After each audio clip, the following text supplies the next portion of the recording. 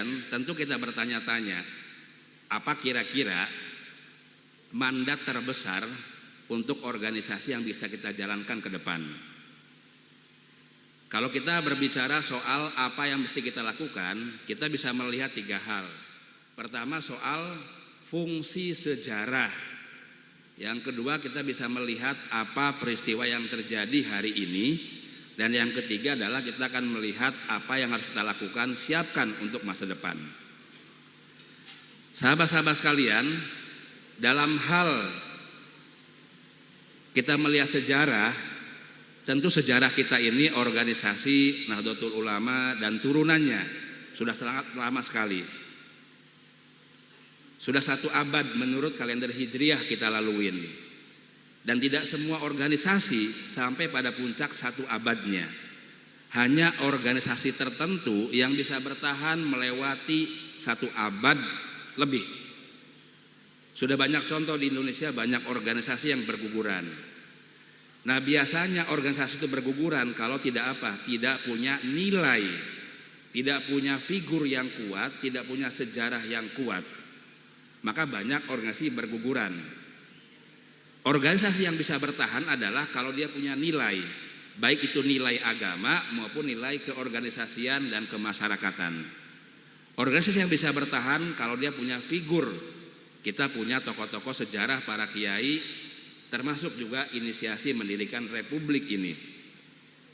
Nah, itu organisasi bisa kita laluin. Tetapi tantangannya juga begitu besar. Biasanya setelah melewati 100 tahun organisasi, tantangan ini juga sangat kencang sekali. Maka sesuai dengan hadis Nabi, setiap 100 tahun akan muncul para pembaharu, para pemimpin umat yang memperbaharui agamanya. Kata-kata pembaharu ini tentu baik pembaharu sebagai pemimpin organisasi pada semua jenjangnya masing-masing maupun pembaharu pada pimpinan puncaknya. Nah, yang perlu kita lakukan, Ansor dalam umur 89 tahun menjelang 1 abad ini apa kira-kira? Ada satu hal yang membuat semua daerah ini sama. Ansor hampir semua daerah kabupaten kota ada, di seluruh provinsi ada 500 lebih cabang dan jumlah provinsi yang ada, dengan jumlah satuan-satuan yang begitu banyak sekali. Bahkan jumlah diklat-diklat kalau saya mencatat mungkin lebih dari 15 diklat. Itu ruang lingkup di keluarga besar Ansor. Dari mulai diklat Ansornya 3 kali, diklat Bansernya 3 kali, belum Rijalul Ansor, belum LBH, belum 7 satuan Banser. Dari mulai Balantas, Balakar, Baritim, Bagana, kemudian Kop Banser Propos, Banser Protokoler, dan segala macam. Semua akan melakukan diklat-diklat, dan semua juga untuk para pelatihnya ada diklatnya masing-masing. Ini organisasi yang luar biasa. Pertanyaan sederhana, apa kira-kira yang bisa menggerakkan hati para pemimpin, para kader organisasi yang besar ini? Apakah duit? Bukan. Apakah jabatan yang bisa menggerakkan Ansor? Bukan. Apakah kekayaan? Bukan.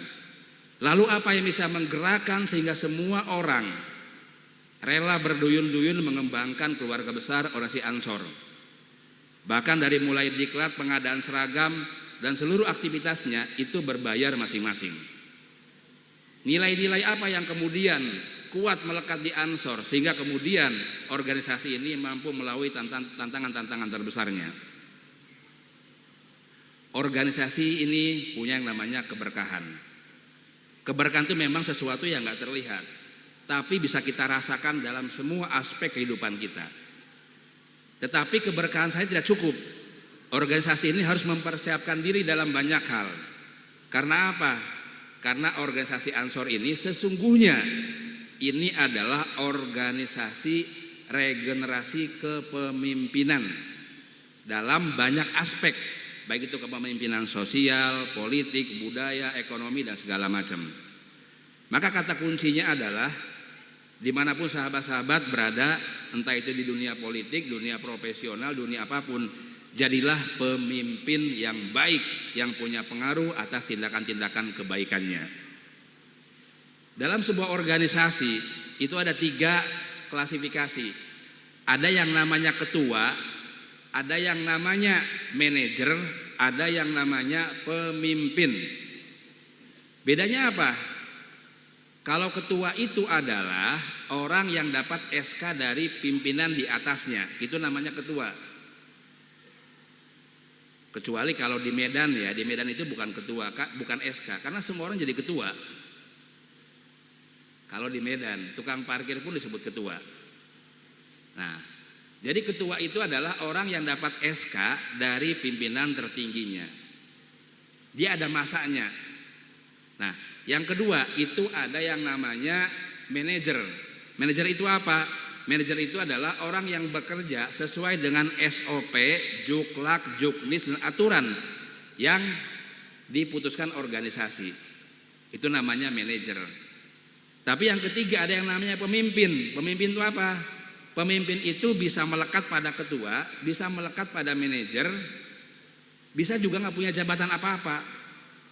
Karena apa? Pemimpin itu adalah orang yang sadar bahwa dirinya adalah khalifah, bahwa dirinya adalah makhluk sosial yang tindakan, pikiran, dan perilakunya harus mencerminkan keteladanan bagi semua orang, apalagi dalam konteks organisasi. Maka kemudian yang diperlukan dari sahabat-sahabat Ansor, Banser, Rijal Ansor, dan semua kesatuan itu adalah keteladanan kepemimpinan. Menjadi apapun, pada posisi apapun, dimanapun, menjadilah pemimpin, keteladanan, itulah nilai utama yang kita sebarkan sebagai nilai-nilai keansoran dan turunannya. Ini baru organisasi akan laku, akan diminati, akan bertahan terus-menerus dalam kehidupan masyarakat. Tantangan sekarang ini sesungguhnya sangat besar sekali. Karena apa? Sekarang ini hampir-hampir terjadi dalam masyarakat kita itu deorganisasi. Organisasi terkadang dianggap sudah nggak penting, apapun organisasinya. Karena apa? Orang banyak melakukan apapun, kadang-kadang tanpa membutuhkan wadah organisasi. Orang membutuhkan informasi atau pengetahuan apapun, kadang-kadang tidak melalui keberadaan organisasi. Termasuk dampaknya adalah pada pengajian-pengajian. Orang tidak membutuhkan guru, mentor, tidak membutuhkan kiai, karena apa? Bagi yang tidak tahu, belajar cukup menggunakan media sosial dan lain sebagainya. Sehingga banyak kesalahpahaman dan cenderung juga pada titik tertentu sesat ya. Nah, oleh karena itu maka kemudian organisasi ini harus bisa bertahan dan terus harus bisa menyebarkan semua kebaikan-kebaikannya. Dengan cara apa? Nah, ini penting yang terkait soal apa yang kita lakukan untuk masa depan kita. Sahabat-sahabat sekalian, hari ini kalau kita ingin melihat panduan kita mengadakan organisasi, panduan kita membangun masyarakat, panduan kita membangun sumber daya manusia, patokan kita kemana? Patokan kita, lihatlah negara ini arahnya kemana. Negara arahnya kemana, kita ikutin. Contohnya apa? Apa yang dibangun hari ini oleh negara? Yang dibangun hari ini oleh negara adalah satu, bagaimana kualitas manusia Indonesia itu pada tahun 2045 itu menuju yang namanya generasi emas. 2045 itu tepat 100 tahun usia Indonesia. Bagaimana caranya meningkatkan kualitas sumber daya manusia? Nah, dalam konteks Ansor berorganisasi kita pastikan satu, pastikan kegotong royongan, swadaya, bantu-membantu antar kader, perhatian organisasi pada seluruh kadernya itu berjalan secara maksimal. Pastikan tidak ada anggota Ansor, tidak ada anggota Banser yang putus sekolah pada level pendidikan, terutama Dikdasmen, pendidikan dasar menengah. Kalau ada yang kekurangan biaya, sahabat-sahabat Ansor keluarganya kita bantu bahu-membahu. Carikan beasiswa, kita patungan. Sehingga pastikan anak-anak kita, keluarga kita tidak ada yang putus sekolah, terutama pada level pendidikan Dikdasmen, pendidikan dasar dan menengah. Yang kedua, pastikan bahwa keluarga besar kita, sahabat-sahabat Ansor, Banser dan turunannya, tidak ada rumahnya yang roboh di tengah jalan. Tidak ada rumahnya yang bocor di tengah jalan ketika diterpa hujan, diterpa angin. Pastikan rumahnya layak huni. Maka kemudian kalau ada sahabat-sahabat yang rumahnya bocor, yuk kita patungan, kita galang bantuan, kita bantu sampai menjadi rumah yang layak ditempati oleh sahabat-sahabat anggota keluarga besar Ansor. Yang ketiga, kalau nggak bisa makan, pastikan keluarganya bisa makan. Kita bantu caranya bagaimana. Maka sesungguhnya kemudian jumlah orang, jumlah kader, berapapun banyaknya, itu adalah aset ekonomi, bukan menjadi beban. Jangan sekali-kali bilang bahwa jumlah anggota Ansor, Banser sekian, lalu kita bilang ini menjadi beban organisasi. Jangan. Yang ada adalah ketidakmampuan kita dalam mengkapitalisasi jumlah orang. Ketahuilah bahwa secara hukum ekonomi, jumlah orang itu adalah jumlah kue ekonomi. Kalau kita misalnya Ansor, Banser di Banyumas, di Cilacap ini, misalnya punya 1000 Banser, punya 10.000 Banser, maka paling tidak 10.000 Banser itu apa? Butuh 1000 peci, butuh 1000 baju, butuh 1000 kaos, butuh 1000 sepatu, butuh 1000 seragam Banser, butuh 1000 kebutuhan-kebutuhan yang namanya kebutuhan rumah tangga, kebutuhan pribadinya. Itu adalah kue ekonomi. Lalu mereka pesannya kemana? Lihat. Nah kemudian kalau ekonominya jalan Ansor, bikin koperasi, bikin apapun, minimal untuk memenuhi kebutuhan-kebutuhan warganya, maka itu akan menjadi sumber pendapatan bagi organisasi dan seluruh anggotanya. Tadi saya berbincang-bincang dengan Kepala Bapeda, dari mana sumber pendapatan daerah Cilacap. Lalu penghasilan terbesar apa? Memang relatif beragam. Tapi sejujurnya meskipun dengan daerah yang penuh keterbatasan, anggaran segala macam, bahwa organisasi Ansor dituntut untuk punya kreativitas, punya inovasi. Masa depan kita ini akan bertaruh pada sejauh mana anak-anak mudanya punya inovasi dan kreativitas. Nah, yang terakhir yang perlu saya tegaskan adalah bahwa hari ini, tadi saya ungkit sekali lagi, kita perbaiki kualitas sumber daya manusia kita dalam apapun. Yang kedua adalah teknologi. Teknologi ini menjadi sangat diperlukan dalam konteks ada nih. Oke, sebentar.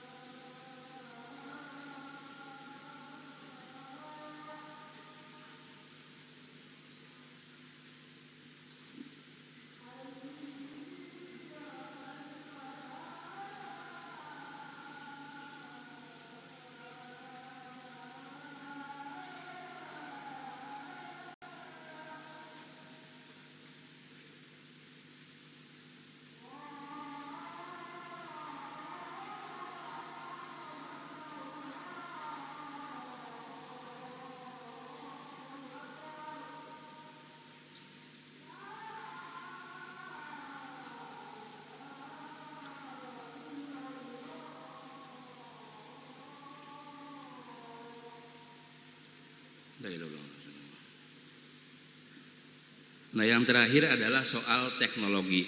Kenapa teknologi menjadi penting? Karena ini sudah menjadi kebutuhan setiap bangsa, setiap daerah, dan setiap kita semuanya. Nah, sahabat-sahabat sekalian, yang diperlukan bagi sahabat-sahabat Ansor ini adalah bagaimana dengan teknologi, dengan inovasi bisa mendaur ulang semua potensi yang ada di masyarakatnya masing-masing.